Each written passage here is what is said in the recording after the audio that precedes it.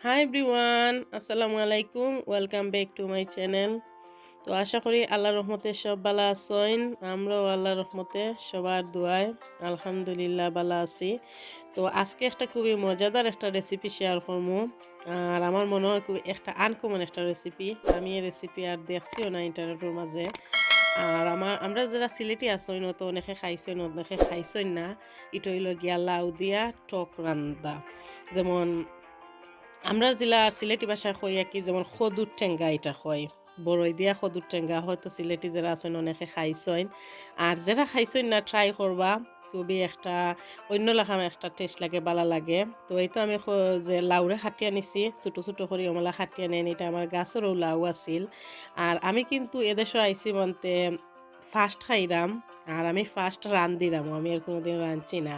তো এখানে আমি লাউ খাটিয়ে নিছি, চিংড়ি মাছ নিছি, আর পেঁয়াজ নিছি 1.5 টেবিল চামচের মতো পেঁয়াজ বাটা, আর হলুদ নিছি, মরিচ নিছি, আর লবণ। আর এখানে আমার লাগবো বড়ই, লাগবো খাসা বড়ই। তো এটা ফ্রোজেন বড়ই আছিল আমার কাছে, আমি বার করছি। আর রসুন লাগবো দাগনি দিবার লাগে। তো যেটা যেটা ইনগ্রিডিয়েন্ট লাগবো আমি সবটা নিছি গিয়ে আমি চিংড়ি মাছটি রানমু। আর বড়ই তো মাছ লাগবো যেহেতু ঠেঙ্গা এটা। আর রসুন, পেঁয়াজ, আর মরিচের গুঁড়া, হলুদের গুঁড়া, আর লবণ। আর মরিচও একটু কম, সামান্য একটু মরিচ না দিলে তো একবারে মিঠা মিঠা লাগবো। তো সামান্য একটু মরিচ আর হলুদের একটু বেশি দেবো আর কি। তো এই তো আমি একটা হাঁডির মাঝে নিয়ে আমি 1.5 টেবিল চামচ পেঁয়াজ বাটা দিছি। আর আমি 1 চা চামচ হলুদের পাউডার দিছি, 1/2 চা চামচ মরিচের পাউডার, আর লবণটা পরিমাণ মতো দিয়ে এখন আমি পানি দিয়া আর বয়াই দিমো, জাল দিমো আর কি, আমি সিজাইয়া নিমো। তো পানিটাও আমি একবারে আন্দাজ করিয়া আমি দিলাইমু। আর যেমন পরবর্তীতে আমি কোনো আর জুল টুল বা পানি এড করতাম নাই। আর যেহেতু টক এটা, যেমন আমি আর আন্দাজটা কইলাম না হৌ, যেমন আন্দাজে একটু টকর জিলাখান একটু জুল হয় আর কি, ও আন্দাজে আমি পানি দিয়া একবারে বয়াই দিছি, বয়াই আমি 15 মিনিট জাল দিয়া নিছি। এই তো আমার সদুটা সিজিয়া আইছে। আমি আর একদিনও কইছিলাম যে খদুর টেঙ্গা আমি শেয়ার করবো, তো দুই একজনে আমার কমেন্ট করছিলা যে শেয়ার করার লাগে কিলা খান। তো আমি যেহেতু রান্ধিরাম আর আমি ফার্স্টও রান্ধিরাম, তো আর কই শেয়ার করি। তো এই তো একটা হ্যান্ড উইক্স দিয়া আর ওলাখান একটু মিক্স করিয়া নিয়ে খদুটারে একটু বাঙ্গিয়া নেওয়া লাগে আর কি, একটু বাঙ্গিয়া নিলাম একটা হ্যান্ড উইক্স দিয়া। এই তো বাঙ্গিয়াওয়ালা খান। আর এই যে জুল টুল আমার একবারে পারফেক্ট আন্দাজ মতো আমি জুল আগেও দিলাইছি পানি। এখন আমি চিংড়ি মাছটা দিলাইমু, চিংড়ি মাছটা দিয়া আরও আমি 5 মিনিটের লাখান বড়ই দিমু, বড়ই দিয়া চিংড়ি মাছ দিমু, দিয়ে আমি 5-7 মিনিটের লাখান আমি জাল দিয়া নিমু আর কি। আর বড়ইটা তেমন ঠেঙ্গা নাই, এটা তো আর ফ্রোজেন করা বড়ই। তো আমি কয়েকটা বড়ইও দিলাম।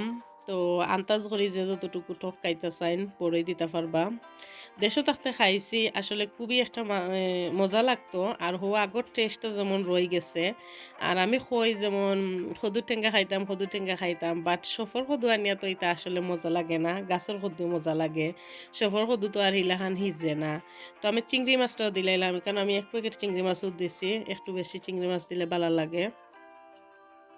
আর এটা চিংড়ি মাছ দিয়ে ওলা খান খাইন, অন্য কোনো মাছ দিয়ে যেমন খাইন না, খাওয়া যাইব, দেওয়া যাইব কেউ চাইলে। তো আমি কিন্তু চিংড়ি মাছ দিয়ে রাঁধছি। তো এই তো 5 মিনিট পরে আমার বড়ইটাও দেখো কাকিলা সিদ্ধ ইয়া গলিয়া ইয়র। তখন আমি রসুন দিয়া দাগনি দিমু, রসুন দিয়া দাগনিও তো ডাইল জিলাখান বাগার দিই নাকি, অমলা খান নাকি বাগার দিমু। তো ট্রাই করবা, আশা করি ভালো লাগবো। খার গেছে কিলাখান লাগবো, আর যদি কেউ খাইয়া তখন কমেন্ট করে জানাইবা।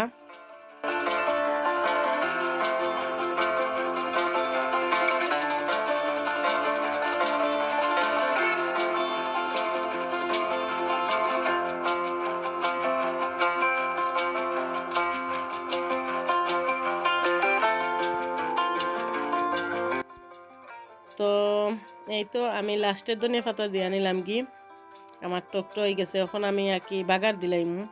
আমি ছোট্ট একটা আমার ফ্যানের মাঝে আমি তেল দিলাম, প্রায় 3-4 টেবিল চামচের মতন তেল দিছি।